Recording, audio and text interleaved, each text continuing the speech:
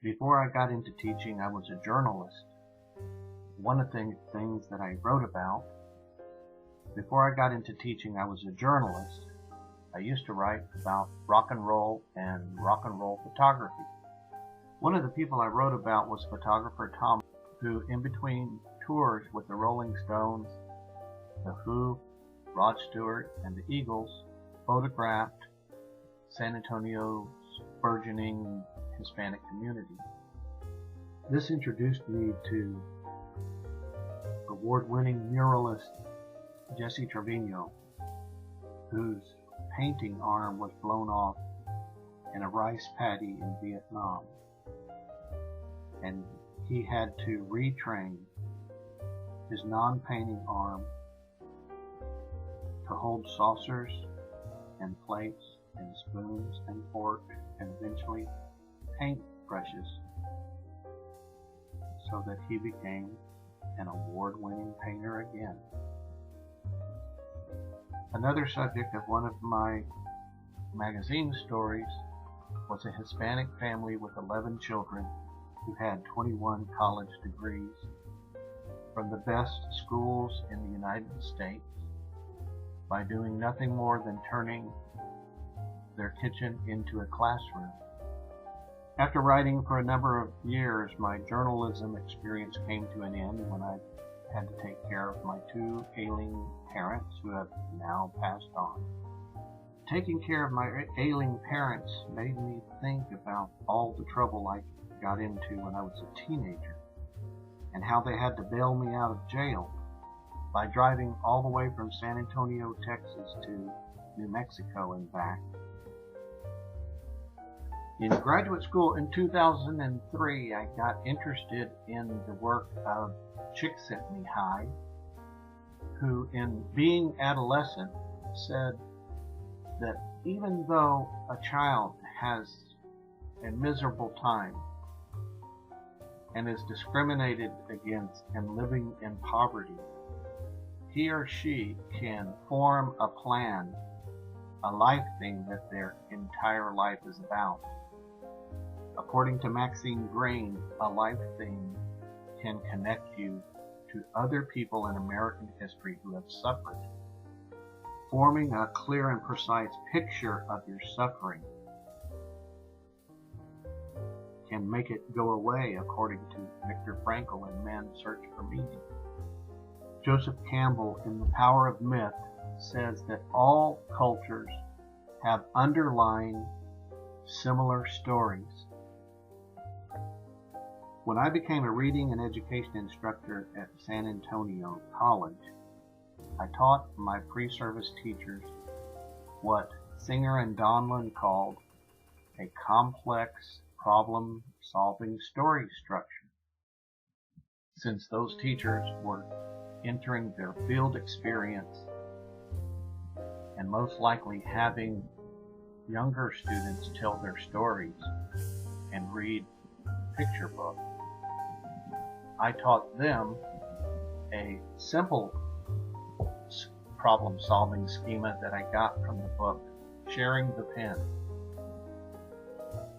Michelle Crippen of the San Joaquin Valley Writing Project shared an interactive story writing technique with her kids. In the beginning, there's a character, a setting, and a problem. In the middle, the problem gets worse, and at the end, the problem gets solved, and there's a happy ending. To illustrate this simple concept, I used 3 books, Tomas and the Library Lady,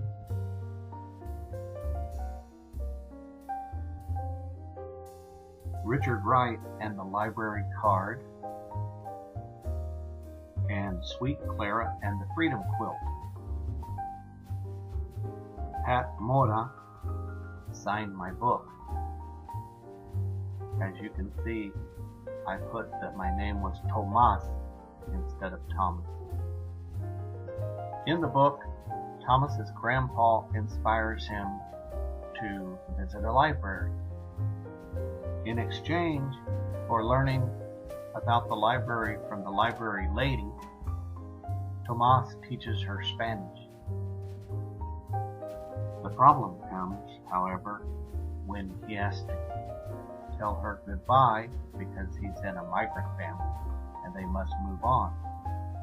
But she learns the word adios. As I mentioned in this class, the complex problem that Clara faces is not only to learn a map and to learn sewing, but to turn a quilt into a map where slaves can escape to freedom. She eventually has to leave the quilt that she's worked so hard on so others can use it as a map to escape. In Richard Wright and the Library Card, Richard's goal is to use the library also, since his grandpa has inspired him to go there. The problem is African Americans are not allowed to obtain a library card. So Richard has to borrow a white man's library card and pretend that he is ignorant and can't read when he faces the mean library lady. What I like about these books is they are about real people. Tomas Rivera, for instance. Richard Wright, and people like Rosa Parks and Sojourner Truth, inspired by Sue Clara's book. When I began asking my pre-service teachers to tell their stories using digital narrative techniques, their stories reminded me how much their lives and the people in their lives were much like the people in my own life. My grandmother, for instance, raised 5 children by herself when her husband died of the flu epidemic that killed tens of millions of people. She wrote a letter to my father, and I put that letter, at least parts of the letter, into a Wordle. She wrote him about that day that her husband was loaded on a train to be taken from Mart, Texas to Waco for the funeral, and how her babies cried, "Dad, Dad," but the response of their dad wasn't to be. I thought this Wordle that I put in a second time was also interesting because it emphasized Dad Day, the day of the funeral. This is the end of the digital narrative that I wrote about my practice and my autoethnography. What I would like you to do now is log in to edmodo.com and enter the following code, small letters JJII7D, and answer these questions. Who are the people in your life who faced and overcame obstacles? And what were their goals, and what obstacles did they overcome? And also, what did that teach you about their lives?